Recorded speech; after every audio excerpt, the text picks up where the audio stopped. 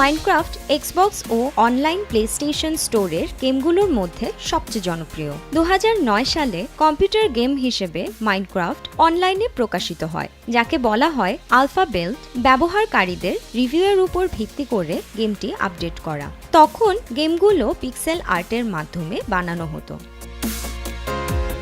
2011 সালে গেমটি কোনো প্রকার বিজ্ঞাপন ছাড়াই 1 মিলিয়ন সাবস্ক্রিপশন পেয়েছে। তখন মাইনক্রাফটের উদ্ভাবক মার্কাস পারসন নচ নিজ উদ্যোগে শুরু করেছেন। গেমটির লাভ থেকে তিনি মো ইয়াং নামক কোম্পানি চালু করেন, যা পরবর্তীতে 2014 সালে $2.5 বিলিয়ন মাইক্রোসফটের কাছে বিক্রি করে দেন। একই সালে মাইনক্রাফট সবচেয়ে বেশি বিক্রি হওয়া ভিডিও গেমের মধ্যে একটি অন্যতম স্থান দখল করে নিয়েছে। পরবর্তীতে মাইক্রোসফট টেলটেল গেমসের সহায়তায় বের করল মাইনক্রাফট স্টোরি মোড, যা মাইনক্রাফটের জগতে একটি ভ্রমণ কাহিনী হিসেবে যুক্ত হলো। কতগুলো বছর পার করার পর আজও গেমটির জনপ্রিয়তা বেড়েই চলেছে। ইউটিউব আর টুইচের বিশাল স্থান নিয়ে রয়েছে এখনো।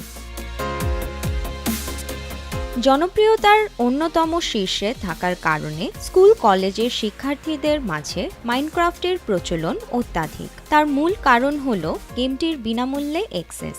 গেমটির খ্যাতির জন্য লন্ডনে বানানো হয়েছে মাইনকন, যেখানে 10,000 মানুষ যুক্ত হয়, যা বিশ্বের সবচেয়ে বড় ভিডিও গেমের সম্মেলন হিসেবে গণ্য করা হয়। সামনে মাইনক্রাফট যুক্ত করতে যাচ্ছে ভার্চুয়াল রিয়ালিটি আর অগমেন্টেড রিয়ালিটি। ইতোমধ্যে গেমটি মাইক্রোসফট হলোলেন্সে এনেছে, যা গেমারদের জীবনে যুক্ত করেছে নতুন ঠিকানা।